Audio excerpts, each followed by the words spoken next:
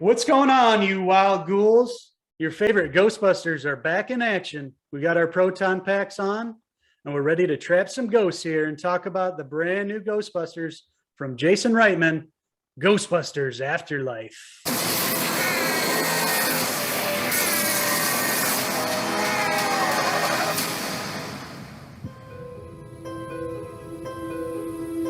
And I'm Logan Spangler. That's my mate over there. And I'm Henry Venkman. Tonight, we're going to be talking about the brand new film that just hit digital. And that's how we check this out. Well, actually, you saw it in the theater, but I just watched it. Ghostbusters Afterlife. And we've been really excited to check this out and talk about it with you guys. Obviously, we grew up back in the day being, kids when the original films came out. The original one came out, 1984.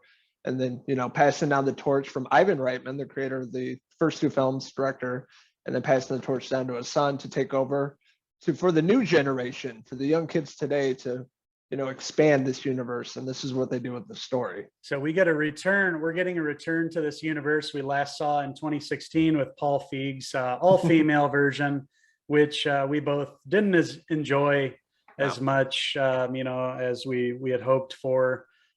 It just didn't work for a lot of people. A lot of people, hated it. Some people enjoyed it, but overall, it just didn't feel like Ghostbusters for whatever reason. And just, it wasn't that the ladies there weren't funny, but just didn't feel like a Ghostbusters movie to a lot of people, us included. So this Ghostbusters Afterlife is really a love letter to the original Ghostbusters and the original two Ghostbusters, obviously. And it was great to pick up the story from the viewpoint of this young girl played by McKenna Grace. Yeah. So we see this young family move into this Oklahoma farmhouse, and they've inherited it from their grandfather, who of course we find out is eventually Egon Spengler. So we're getting his granddaughters, his daughter played by Carrie Coon, and her son and daughter moving there. And as they're going around the farm there, they're noticing all these things that are, hinting at obviously Egon's past. They find all the old, proton packs, all the, all these clues that are showing, the trap. And they sort of piece together the story of what happens to Egon. And we get a nice little flashback scene showing what happened at, when Egon had moved here, what his whole purpose was, and what he was hiding from. Hiding from those wild ghosts in his past. And it was a cool scene. Whoever played Egon in this film, I thought they did a really great job. You can kind of see him driving the car and stuff in the farmhouse is really well done. And then obviously later visual effects. Mm-hmm. But really getting a backstory as to why he was there and him breaking from the Ghostbusters. They're all on separate paths these days. And, the family ends up showing up at the house and coming across all his old gadgets and, putting together the pieces and figuring out who this guy really was. And then eventually, introducing some characters, bringing in a modern age of YouTube and looking up Ghostbusters, they figure out who they were back in the 80s. It really takes the Ghostbusters and brings it to the new generation, dealing with these kids and all their friends and seeing it from a youthful eye, which is a change of pace for the Ghostbusters. We've always seen it through the viewpoint of these, adults, obviously.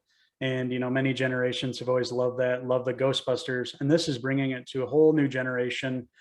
We see Finn Wolfhard, obviously from Stranger Things, come along playing, the brother. They end up meeting kids within town, and they're going to this school, and we get introduced to Mr. Gooberson, played by our good mate Paul Rudd. And Dr. Gooberson. And we find out that, he knows a lot about, what Egon did and about the Ghostbusters and what happened back in 1984 in New York with the Stay Puft Marshmallow Man.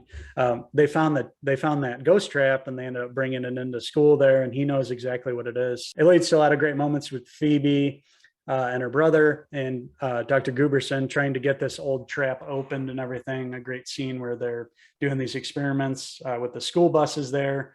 And of course, when they end up opening up the trap, that kind of unleashes some ghosts into the town.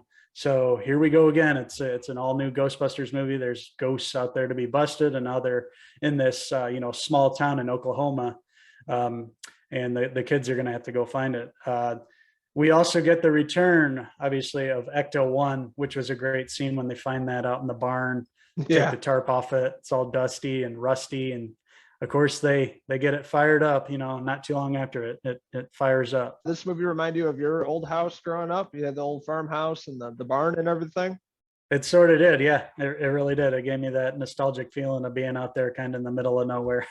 I kind of love the rural atmosphere that Jason Reitman created in this, where you have the big city of New York City in the originals. I like how it took the smaller, a different tone, a smaller town, a different feel to it. You know what I mean? Oklahoma, Yes. especially of all places. I thought it set a really cool, different atmosphere for this movie that I really appreciated. And with kids getting bored, living in the middle of nowhere, snoop around, look through stuff, find old gadgets, the old Ecto-1 car, and take it for, a joyride. And it was really cool how he incorporated that in something new and refreshing. Yeah, it made it feel like a big adventure seeing these kids out there in these, obviously these big fields where they could drive Ecto-1, that old abandoned, warehouse that they found where they were able to do all their experiments with the traps and go look for the ghost and use the proton packs for the first time. Had a real strong, obviously Goonies vibe to it. Yes. Being the kids, and, obviously you'll get the Stranger Things, vibe too, with just Finn Wolfhard being there, which, his character didn't really have a lot to do besides, kind of finding Ecto-1 and being there as just, wasted. hey, we know that kid, he's, a teenager, so let's have him be one of the kids here. But yeah, it just really has this adventurous feeling and brings it to a whole new generation. Kids are going to love this movie. Obviously with the pandemic, a lot of kids probably even haven't seen this movie yet. I'm planning on buying the big collection, and I can't wait for my son to see this. He's a little young yet, but in a year or two, he's really going to enjoy this, and it's going to make him enjoy the original movies all that much more. And it really pays homage, especially to Egon Spengler. It's a really, a big love letter from Jason Reitman to the original films, to his father from directing the original two, and to Harold Ramis, in his memory. And I really loved how they were able to bring him back and bring his character back and really bring that adventurous spirit back to this franchise. Have these kids going around town looking for the new ghosts that escaped, and, bringing back some familiar faces by the end of the film. Yeah, and speaking of love letters, this is definitely a love letter to Amblin and Spielberg in the 80s. This is like coming of age family unit based on kids, not just necessarily sci-fi or adventure, sci-fi or horror back then, but adventure movies like the Goonies, especially E.T. And a lot of movies back then is focusing on the kids' perspective, their point of view. And it's really refreshing to see that, when you're looking at Ghostbusters, it's based on adults, and they kind of swap that in this film, but focusing on the kids of the new generation, where they're going to taking this team. So I thought that was really well done. I love the whole scene where they're driving Ecto-1 through the town, going up to that new ghost, shooting over by the old movie theater, just going crazy with it. And the way that, one of the other kids' podcast was able to, make like an RC car with the ghost trap. I thought that was cool how they kind of let it out the door. And then, it's going after the ghost down the road, and how they have the door swing out. McKenna Grace is on it, Phoebe, blasting. It was really great scenes there going after the ghosts, really gave you the chills. And it really makes you excited for the future to see these characters continue on. And obviously, a lot of people didn't know, but there's not one but two post-credit scenes that hint to what the future will be after this film. But this film really hit it in the nostalgia, and hit it out of the park. It was what a lot of us were waiting for, a big love letter to the first film and the first couple films. Obviously, we're not going to spoil anything, but you're going to get what you want here. You're going to see who you want to see, we'll say, and it's going to bring the Ghostbusters to a new generation. And I really loved it. I wish we got the full theatrical experience. I saw it in the theater, but there was like one other person, so it's just not the same. This movie would have been huge if it was during a blockbuster summer season where we didn't have this pandemic. It really would have hit more and meant more, which kind of sucks. But hopefully we do get a sequel, and it'll be one that'll bring everybody together. I just really had a great time with Ghostbusters Afterlife. Yeah, growing up being a Ghostbusters fan, having the action figures, the toys, everything back in the day when these came out, I was a little nervous about this movie. I had faith in Jason Reitman. I thought he was going to do right by his father, Ivan Reitman, obviously from the original films.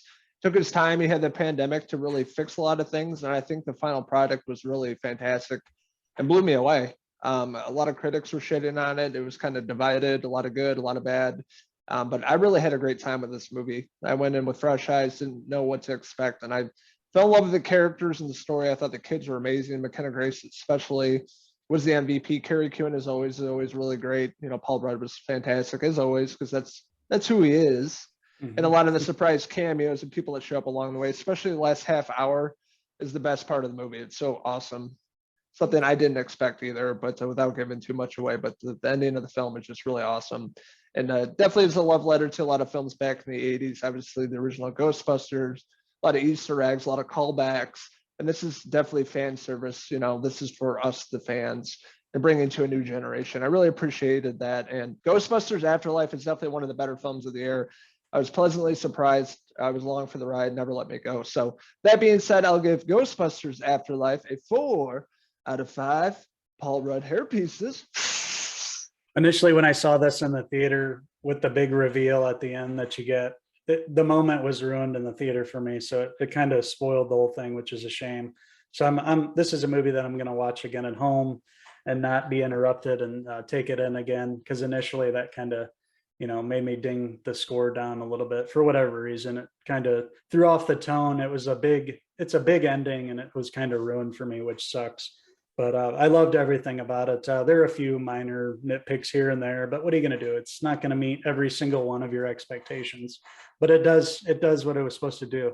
It gives you the nostalgic feeling of the original 2 Ghostbusters. It pays homage to the classics, pays homage to those characters. It gives a great send off to Egan Spengler, Harold Ramis character, and it brings a new generation back to the Ghostbusters fold. And we're going to get a lot more, hopefully, from these characters. And Jason Reitman, I thought he did a great job really capturing that adventurous feeling. And I loved every minute of it, really. Besides the part where they ruined it for me in the theater. But make sure to stick around for the post-credit scene, especially the very one at the very end of the film after the credits have rolled. It gives you a little glimpse of what we can maybe expect in the future, which is exciting. I mean, we've seen the kids here in Oklahoma, but what happens when it sort of, maybe they're going to go back to the old firehouse? We'll see. New York City, yeah. So yeah, it's exciting. I too am going to give Ghostbusters Afterlife a 4 out of 5 Gary Gooberson hair pieces. Oh, Paul. So we're interested in hearing your guys' thoughts on Ghostbusters Afterlife. What did you like about it? What didn't you like about it? What was your favorite scene in the movie? Let us know in the comments below, and don't forget to hit subscribe. Also, check us out on Facebook, Twitter, and Instagram. Our website, Cinephellas.com, and of course, always right here on our YouTube channel for those 2 sexy rascals. Woo! I ain't afraid of no ghosts. Are you, Uncle Logan? Hell no! Well, let's go strap on the proton packs and get busting then. Until the next ghost busting adventure, I'm Henry Spengler. And I'm Logan Myers. Cheers! We ain't afraid of no ghosts.